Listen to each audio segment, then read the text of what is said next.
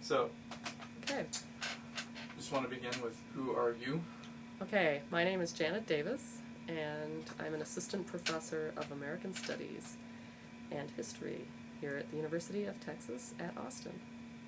Mm-hmm. Okay. Okay? That was wonderful. All right. But, okay, so do you just generally want to begin explaining? This chair is creaking a lot. Yeah. I'm going to set up this thing. Okay. As soon as we All right. what was or is, I don't believe it's still happening, the Mhm. Sun Belt migration, and sort of what time frame did it happen Okay. The Sunbelt migration is a phenomenon that emerges in the immediate actually, I'm going to back up. The Sunbelt migration is most closely identified with the post-World War II period in American history, but in many respects that migration process started in earnest during the war years, as during that time period about 15 million Americans moved around the country as part of movement towards wartime jobs, and changes in the wartime economy meant that urban centers were booming sources of employment for people across the country. And one of the sites of migration were a lot of cities in the so-called Sun Belt states of the West, the coastal West, and then also the Southwest as well. And places like Los Angeles, for example, served as a site of wartime production for munitions and shipbuilding, and other industries that attracted enormous numbers of migrants from across the country.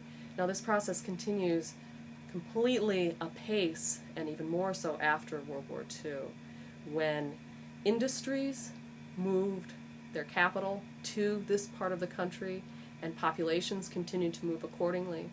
And by 1963, I think this is a very telling statistic, California had become the most populous state in the nation. So already by 1963, this process had really changed both the social and political landscape of the United States. And the whole Sun Belt migration gave rise to the importance of Sun Belt states politically, and enabled people like Richard Nixon to achieve national prominence.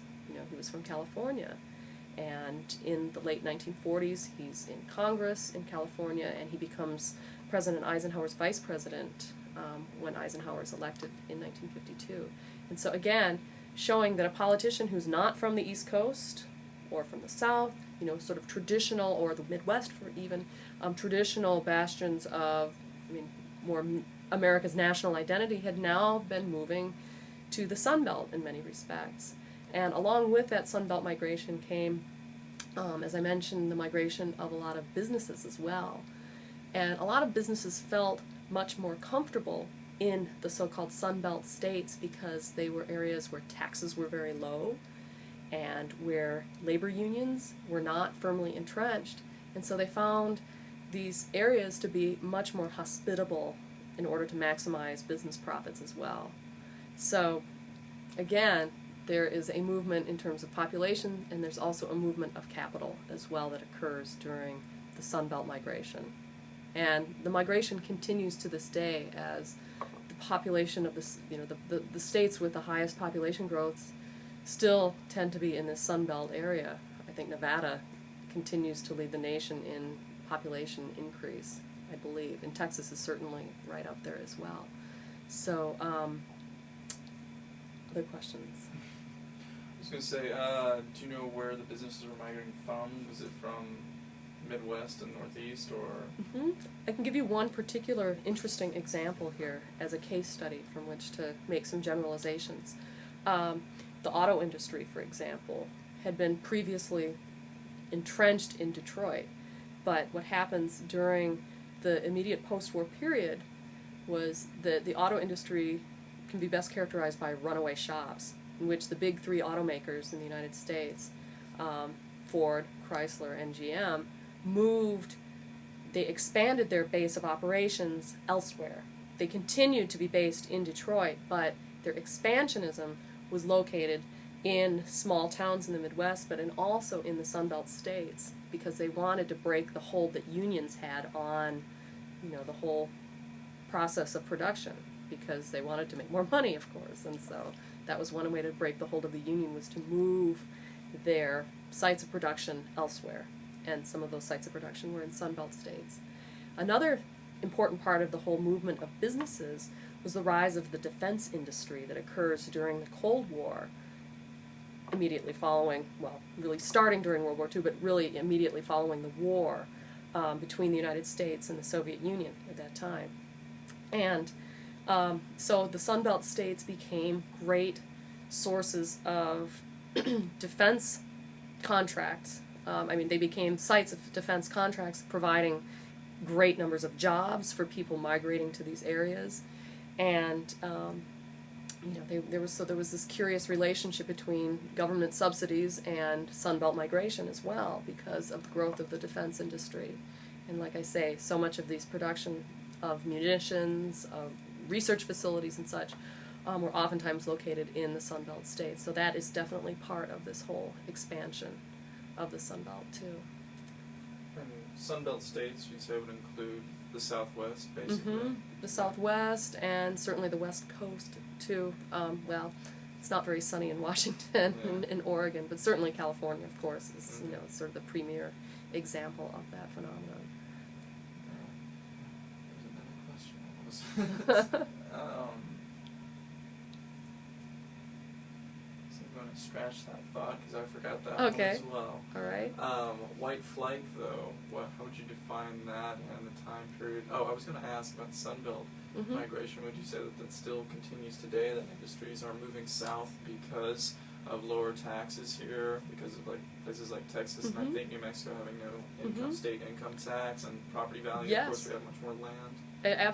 Absolutely. And I would extend the movement of a lot of industries also to the traditional South as well.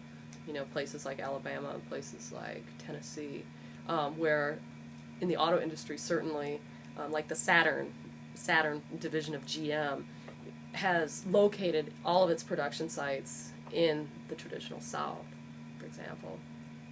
And there's a reason. Definitely because of the lack of, low tax base, and also because of the anti-unionism that pervades those areas. And Texas being a so-called right-to-work state, in which union activity is very much not supported in terms of the state government, is also a place where a lot of businesses find a very hospitable environment as well. So in terms of white flight, that process certainly of white urbanites moving to the suburban periphery certainly is a process that has existed at different times in American history. But I think for our purposes, thinking about the post-war period is probably the most dramatic time of white flight. I've heard a statistic that for every 2 people who moved into the cities during the post-war period, 3 people were moving out. So there was a lot of cities were losing populations, and their population base was changing as whites moved to the suburban periphery and people of color moved to areas previously owned by urban whites. And it's a really complicated process, but a lot of things were going on. As you talked about, certainly with civil rights legislation in the late 50s and certainly in the 60s, that aided and abetted that process of white flight. But also, you can even go a little bit further back in time, in the immediate post-war period, in thinking about the whole process of suburbanization as being an important part of white flight as well. The fact that the GI Bill in 1944 was meant to help the new veterans, readjust to American society and also to fit back in, to solve a housing crisis that had existed in American society during the Depression, when very little housing stock was built, of course, because of economic crisis. And during World War II, very little housing stock was also built in America because wartime necessity dictated that housing materials be used for wartime production of armaments and goods. And so, as a result of that, in the post-war period, the U.S. government, in tandem with private industry, solves the crisis of housing by making suburban developments.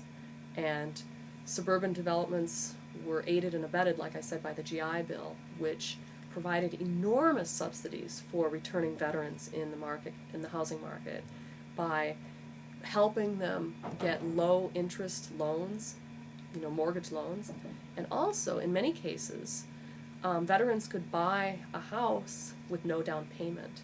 So in most cases, vets would end up paying less per month for their own house than they would renting an apartment in the city. And so again, the idea of moving to the suburbs was extraordinarily attractive for returning veterans. Now there's a wrinkle in all of this seemingly wonderful process of the democratization of housing, because it certainly was a democratization of housing for white Americans. But African Americans and other racial minorities had a heck of a time getting those loans that they needed in order to move to the suburbs. And actually in a lot of suburban developments, there were actual specific racial covenants dictating that only people of a certain ethnicity or race could come to the suburbs. I mean, racially, that is, not ethnically. But so those were banned in the late 40s, but still through actually a Supreme Court case that ruled that racially based housing covenants were illegal. But what happened was the developers and communities were still able to get around a lot of those covenants, around the racially based covenants, by dictating that these suburban communities could not have multifamily housing, that that you had to own your own home, and so it kept out poor people, essentially. Certainly, a lot of these suburban developments were designed for lower middle class Americans and working class Americans, but the very poorest had a very difficult time moving to the suburbs. And furthermore, African Americans specifically were often denied these nice GI loans because they would go to their bank, try to get a loan, and the bank officer would say, well, wait a minute, you are from a neighborhood that is extraordinarily dangerous, or and therefore you are a very bad loan risk. So to get loans to improve existing housing stock was difficult, and also to get loans to move out to the suburbs was really difficult. So there were a lot of structural reasons that enforced a kind of racism and segregation in the housing market. And what happens then in the cities, as some white people move to the suburbs, their housing stock becomes available for other people. And so African Americans and other minorities who previously lived in ghettoized areas found new housing stock available to them in the city itself. And so they would often try to move into these formerly white neighborhoods. And the existence of so much racial hostility and segregation in America at this time meant that it only would take, say, an African American family moving in to spark a widespread white exodus out of the cities. So again, neighborhoods were in transition as a lot of formerly working class white neighborhoods became black neighborhoods or Chicano neighborhoods, depending on the geography of the city or the ethnic geography. So the whole structural and physical transformation of America really is thrown into sharp relief by this whole suburbanization and also the whole Sunbelt migration phenomena. Because the Sunbelt cities that were just growing rapidly in this time period as well were oftentimes built on a kind of suburban model as well. That they were cities that emphasized the importance of automobile travel. You see also during the same time period the building of so much highway construction in America. Like in 1956, the federal government passed the Highway Act, which allowed for budgeted the construction of like 41,000 miles of highway in America, new highway construction. And so, again, the dependency upon the automobile is an enormously important part of this whole transformation of the geography and social landscape of America. So, anything else that you have to I was just gonna.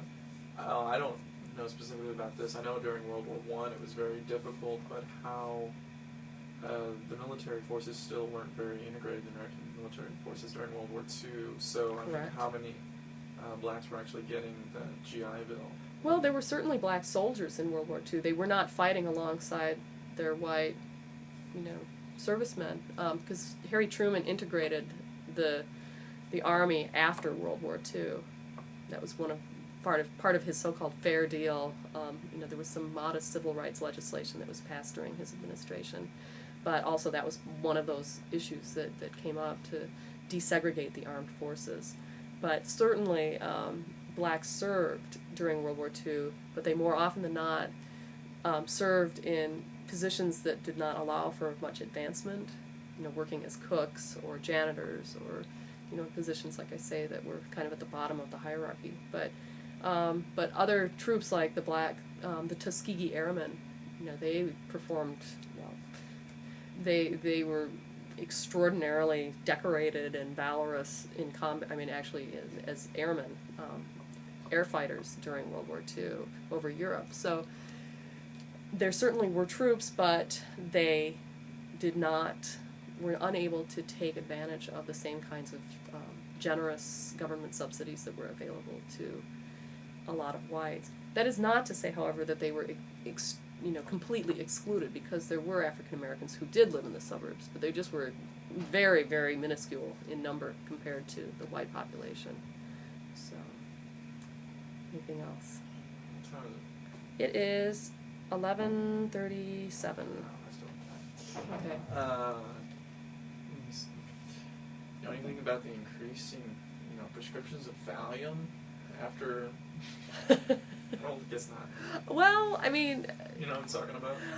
I know what I do know what you're talking about to some extent, just in terms of the kind of medicalization of psychiatry and sort of the neurotic society, that kind of stuff. Oh, that's just my question. I know some things about that, but not enough to claim any kind of expertise. So, white flight, as you describe it, those a phenomenon that took place largely before the height of the civil rights. It was in process. Let's put it this way: that it was certainly in process in the immediate post-war period, and it continued apace during the civil rights struggles of the late 50s and 60s. But it was already well underway before that period. And again, the dynamic of suburban, the fact that one could own their own home in the suburbs, a brand new home in the suburbs that was well equipped with appliances. Oftentimes these new Levittown houses, for example, came with television sets built into the living room, a 12.5-inch set, black and white, and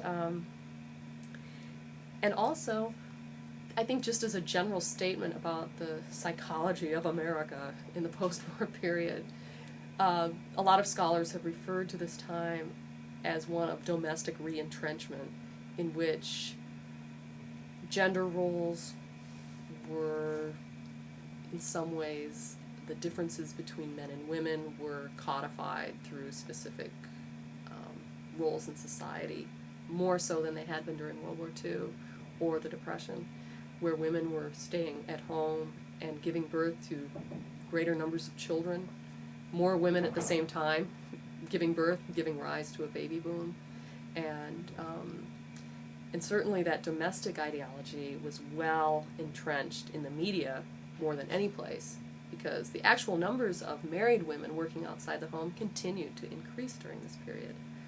Despite that, the media, and particularly in the new genre of television, depicted virtually all women as happiest and most competent when they were home with their children. And so the suburban lifestyle complemented the kind of domestic re-entrenchment that was occurring at this time, because the suburban ranch home particularly, incidentally, was a Sunbelt style house that achieved widespread popularity across the country. And it was a low, sheltered look that was very much in line with a society that was seeking to shelter itself from potential Soviet aggression. And these houses had big lawns and big garages where, because the car had become so central. It was a very privatized world. The front porch oftentimes didn't exist in these new developments. As people moved the site of their activity to their very private backyards, as opposed to engaging in kind of public exchanges with people on the streets on their way to and from markets and such, because the market now was something you had to drive to as opposed to just walking to. So it changes. There's a definite shift in the landscape that also is concurrent with social changes, as people increasingly were seeking more privacy in American life, following the real shocks of the Depression and the shocks of World War II as well. Would you see that as you say people moving out of the city, it's like they moved out of the city as well with white flight, but since we're talking about suburbs and growth of them, small town America, before World War II still wasn't America, especially in the states that we're talking about, Sunbelt, South and Southwest states, aren't they mostly, small town America is still very big, there's still tons very of people big. there, and Absolutely. suburbs, do you think maybe that the growth of those communities were somehow connected to an adoration with rural life?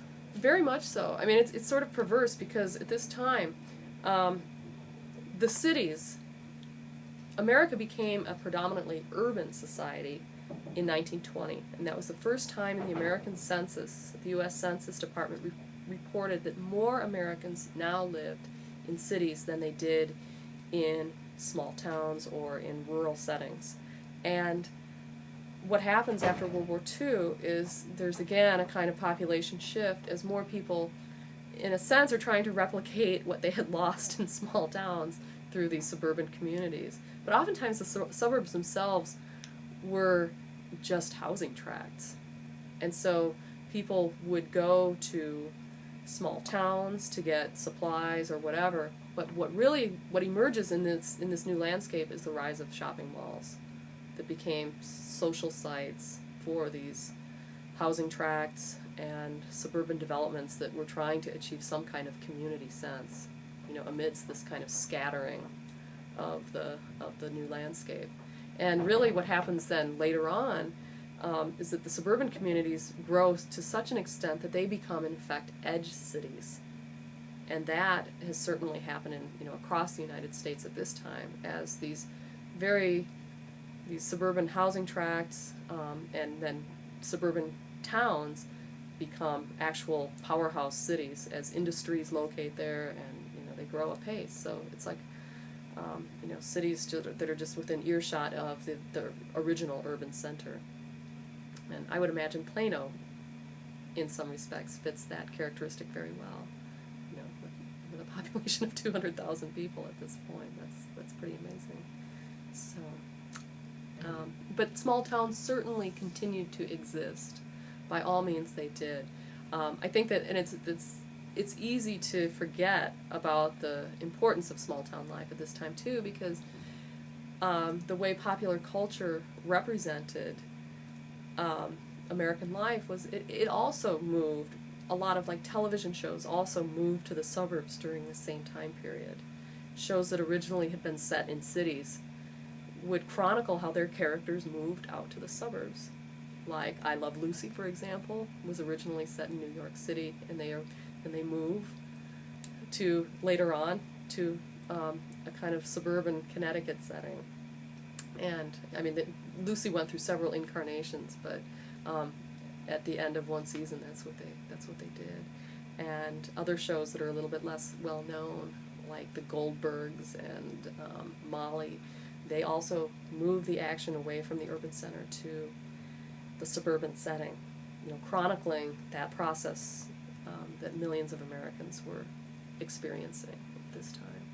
So small town life certainly still existed, but at the same time, the media was chronicling the transformation of cities into suburban lifestyles, or not the city itself, but the movement of the white population into the suburbs as well. So. Television didn't actually begin, though, until the whole process. Well, really, I mean, yeah, I mean, it started in there were some. 1948, I believe, was the year. That's right. That's right. Exactly. But right, so the process was already starting, but by the mid-50s, a lot of shows talked about suburbs as part of sort of representative of the American landscape and representative of the American family as well. So. Anyway. All right. I think that's pretty good. Okay. Any final thoughts? I can't think of anything. Do you have any final comments you'd like me to make?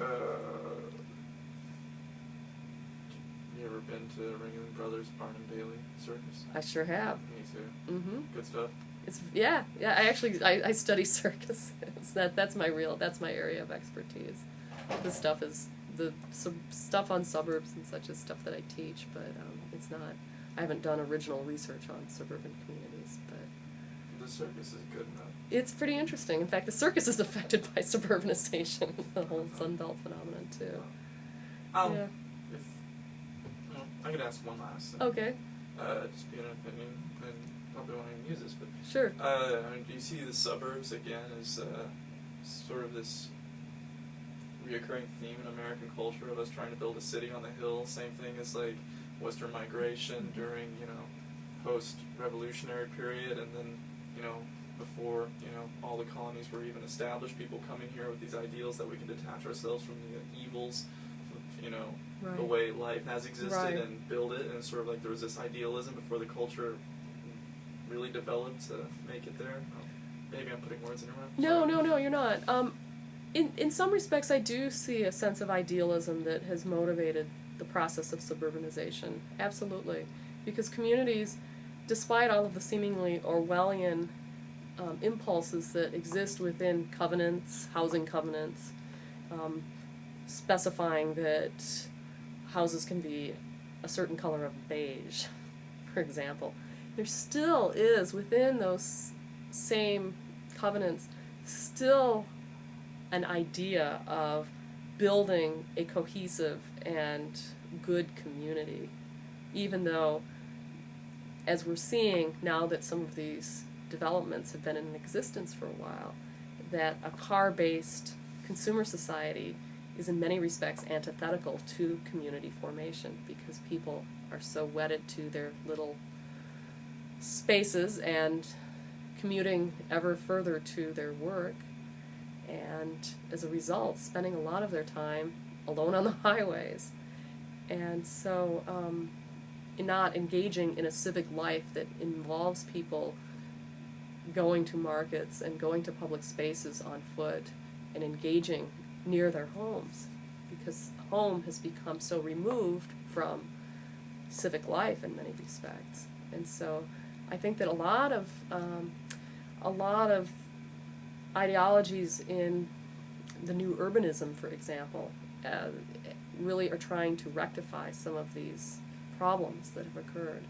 And Andres Duaney, who is a developer down in Miami, Florida, he has built some actual planned communities that try to recreate a sense of community in much the sort of city on the hill kind of way, by creating houses that have front porches, by building streets that are narrow and cannot facilitate constant fast car travel, by building parks near houses, by building stores that people can walk to, by building civic spaces where people actually interact, and by trying to create at least communities that have multiple income levels living next to each other to facilitate some kind of diversity. Now the problem is, in one community, for example, Seaside, Florida, it was such an attractive, lovely community that immediately very wealthy people bought so much of the houses and the available land to buy or to build further development or further houses. And so what happened there is that what initially was started to be a very diverse community has since become primarily wealthy vacation spot. And so it's too bad, but the idea certainly is good. And Duaney has taken his new urbanism principles most recently to Cabrini Green in Chicago, a very impoverished housing project there. So we'll see what happens. If it can be, you can create again that sense of civic spirit or community spirit in that setting as well. What did he think? It's just, what? It's just sort of like built this master plan for community, and you have wealthy people and then poor people living together. Right. Yeah. It was a good idea, I guess. It's a great idea, but right, it's tough to implement in modern America, certainly. Rich people move in, they're probably going to buy those small houses to be exactly to rent out, or to have as guest houses or something or whatever, or to buy lots and then build very fancy houses on them as opposed to the more modest stuff that the developer had intended. Anyway, so I think that's good. all right. So, thank you very much. You're very welcome.